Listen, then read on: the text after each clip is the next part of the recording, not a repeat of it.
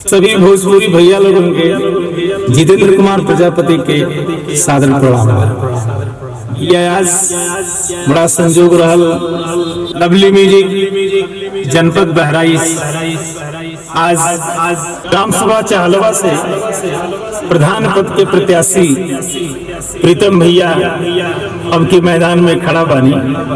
आप सभी से हाथ जोड़ के निवेदन बा कि हमारे प्रीतम भैया के अधिक से अधिक आप बहुमूल्य वोट देके और भारी मत से एक बार प्रीतम भैया के हाथ मजबूत करी। प्रीतम भैया के चुनाव प्रसार के गीत लवली म्यूजिक से रिकॉर्डिंग होके जाता।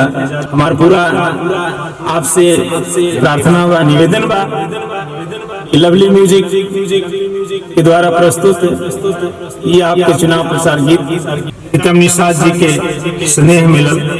और सबसे बड़ा चीज कि पहली बार हमके लवली म्यूजिक जनपद बहराइच में मौका मिला। आप लोग सुनी सब है और जितना हो सके उतना थोड़ा हमरो सहयोग करी सब और कमेंट लाइक शेयर जितना हो सके उतना कीजिए। अली गाना सुनी लवली म्यूजिक।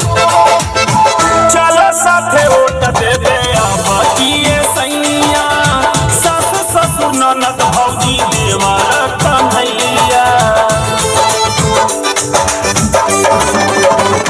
हो चलो साथे वोट देबे आबादिए सैया सास ससुर ननद भौजी देवर कन्हैया जहलवा से प्रीतम भैया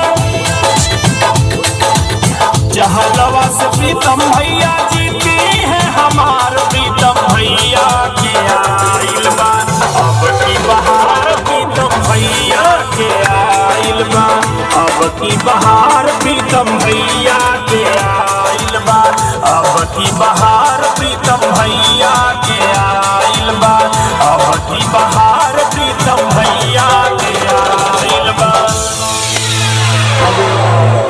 हाथ जोड़ के चलो।